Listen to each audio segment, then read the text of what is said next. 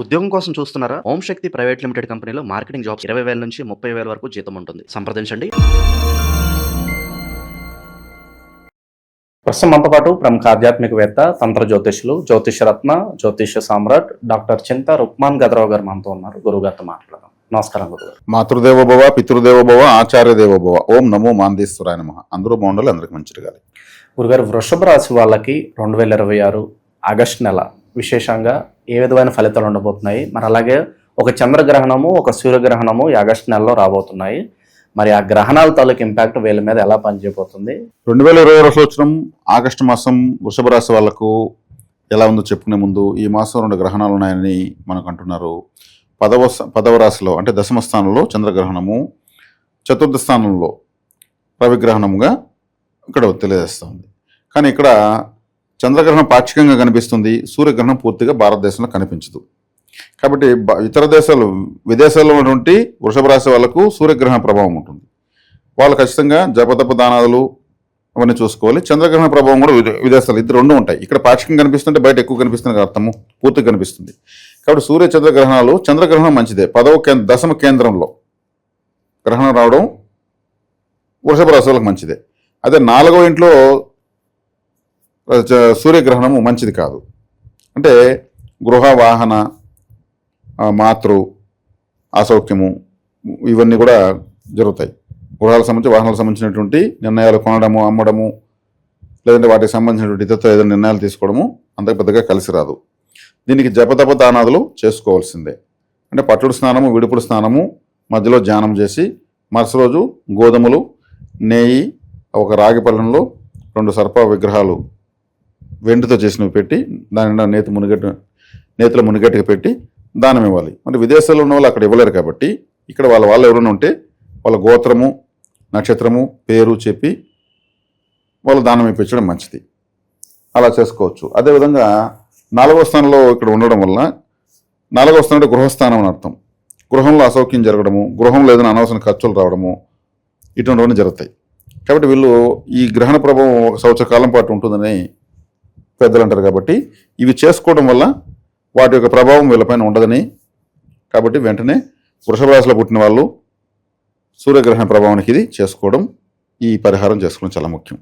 తర్వాత 1వ తారీఖు శుక్రుడు కన్యా రాశిలోకి ఎంటర్ అవుతున్నాడు, రాశ్యాధిపతి. 2వ తారీఖు కుజుడు రాశిలో నుంచి 2వ ఇంట్లోకి వెళ్తున్నాడు.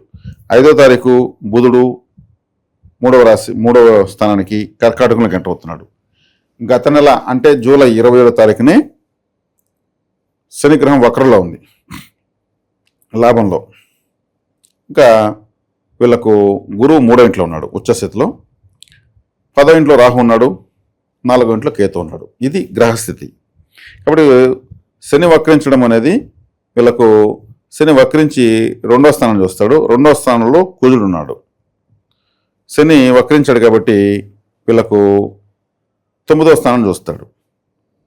అంటే ఈ రాశికి భాగ్యాధిపతి ఎవరు? శనేశ్వరుడు. ఆయన వక్రించడము అంటే జన్మజాతకం పుట్టినాడు బై బర్త్ ఎవరికైతే శని వక్రంలో ఉంటాడో వాళ్ళకి ఇప్పుడు మంచిది. పుట్టినప్పుడు ఎవరికి వక్రంగా ఉండడో వాళ్ళకి ఇప్పుడు కాస్త పనుల్లో ఆలస్యం కావడము, మళ్ళీ చేయడము, మళ్ళీ చేస్తేనే ఫలితం రావడము ఇటువంటివన్నీ ఉంటాయి. మరి జన్మజాతకం మాకు వక్రంగా లేడండి కానీ మాకు కూడా ఇలాగే ఉంది అని అనుకునే వాళ్ళు ఎవరైనా ఉంటే, రాహుకేతు నక్షత్రాల్లో శనిగ్రహం ఉంటే వక్రంగా ఉన్నట్టే లెక్క. అశ్విని, మఖ, మూల, ఆరుద్ర, స్వాతి, శతభిషం నక్షత్రాల్లో శనేశ్వరుడు ఉండి జన్మజాతకంలో పుట్టినప్పుడు ఉంటే ఇప్పుడు శని వక్రిస్తున్నాడు, వాళ్ళకు కూడా మంచిగానే ఉంటుంది. అంటే భర్త చాట్లో ఏ గ్రహం వక్రించి ఉంటుందో అవి గోచారంలో వక్రించి ఉంటుందో మంచి జరుగుతూ ఉంటుందని అర్థం. కాబట్టి ఈ వృషభ రాశి వాళ్ళకు ఇక తీసుకుంటే 3వ స్థానంలో ఉచ్చస్థ గ్రహం గురువు ఉన్నాడు, కమ్యూనికేషన్స్ అంతా బాగానే ఉంటాయి. కానీ 2వ స్థానంలో ఉన్న కుజున్ని కేతువు చూస్తాడు, కేతువు చూడకూడదు. రాశాధిపతి 5లో నీచ పొందాడు. కాబట్టి కులదేవత అన్న గ్రహం చాలా ఇంపార్టెంట్. 5వ స్థానం అంటే కులదేవతా స్థానం అని అర్థం. కాబట్టి వీళ్ళెవరిని కులదేవతను తెలుసుకుని ఆరాధించడం చాలా మంచిది. కులదేవత, అదేవిధంగా కులదేవత తెలియదంటే సంగాలి కర్ర లేదా కులదేవత కర్ర అనేది ఉంటుంది, అది తెప్పించుకొని ఆరాధించుకోవచ్చు, అది సరిపోతుంది. అదేవిధంగా ఇక వృషభ రాశి వాళ్ళకు 10వ ఇంట్లో రాహు చాలా బాగా దిగ్బలాన్ని పొందున్నాడు. రాహు ఇప్పుడు నేను చెప్పినటువంటి ఈ వ్యతిరేక ఫలితాలన్నింటిని కూడా బ్యాలెన్స్ చేసేస్తాడు. కాబట్టి వృషభ రాశి వాళ్ళకు రాహుగ్రహం వల్ల చక్కగా ఉంది. అదే ద్వితీయాధిపతి తృతీయంలో ఉన్నాడు. ఎవరు? బుధుడు. బుధుడు అంటే ఒక విధంగా జాలీ ప్లానెట్ అని చెప్పొచ్చు. ఎప్పుడు సరదాగా జాలీగా ఉండాలి ఎన్నున్నా అనేటువంటి మనస్తత్వం ఎవరికైనా ఉందంటే మూడో ఇంట్లో బుధుడు ఉండడము, మిథునంలో బుధుడు ఉండడం ఉన్నటువంటి వాళ్ళకంతా ఉంటుంది. కాబట్టి వీళ్ళకు చిన్న చిన్న ప్రయాణాల వల్ల జాలీగా సరదాగా ఉంటారు. గురువుతో కూడా కలిశాడు కాబట్టి ధనపరమైనటువంటి విషయాల్లో కూడా కొంచెం సపోర్టింగ్గా ఉంటుంది. శుక్రుడు నీచ పొందాడు కాబట్టి వీళ్ళు ఏదైనా అమ్మవారికి శుక్రవారం రోజు వస్త్ర సమర్పణ చేయాలి. పార్వతీదేవికి కానీ లక్ష్మీదేవికి కానీ ఏదైనా అమ్మవారికి వస్త్ర సమర్పణ చేయడం వల్ల చాలా బాగుంటుంది. ఇది కంపల్సరీ చేసుకోవాలి. కుటుంబ వ్యవహారాలు ఎలా ఉంటాయి అంటారు గురుగారు? కుటుంబ వ్యవహారాలు చెప్తున్నా కదా, కుటుంబ స్థానంలో కుజుడు ఉన్నాడు, కుజుడిని కేతు చూస్తాడు. కుజుడిని కేతు చూసిన అవుతుంది కుటుంబంలో కొన్ని సమస్యలు వస్తాయి. అదేవిధంగా శుక్రుడు 5వ ఇంట్లో నీచబడుతున్నాడు, రాష్ట్రాధిపతి. ఇది చాలా ప్రధాన సమస్య.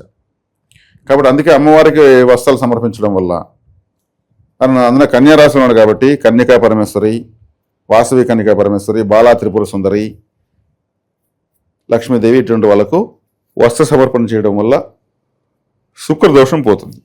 గురుగారు, ఇక ఈ నరఘోష, నరదిష్టి, శత్రు భయం అధికంగా ఉన్నప్పుడు ఏం చేస్తే బాగుంటుంది అంటారు వీళ్ళు? నరఘోష వచ్చినప్పుడు ఏం చేయాలంటే వీళ్ళు ఒక గుమ్మడికాయ తీసుకొని మధ్యలో ఒక ముక్క కట్ చేసి తనకి తీసి వీళ్ళు అడమకాల కింద మట్టి దాంట్లో వేయాలి. దాన్ని మళ్ళీ మూత పెట్టి కాటుతో చుక్కలు పెట్టి దాని మీద కర్పూరం పెట్టి మంచి మధ్యాహ్నం కానీ సాయంత్రం సూర్యాస్తమ సమయంలో కానీ దిష్టి తీసి పగలగొట్టి డస్ట్బిన్లో పారేస్తే ఎంత నరదృష్టి నరఘోష ఉన్నా పోతుంది. దానిలో ఎటువంటి సందేహం లేదు. ఓవరాల్గా వృషభ రాశి వాళ్ళకి ఈ నెల ఎలా ఉండబోతుందో మంచి విశ్లేషణ అందించారు. ధన్యవాదాలు. ధన్యవాదాలు.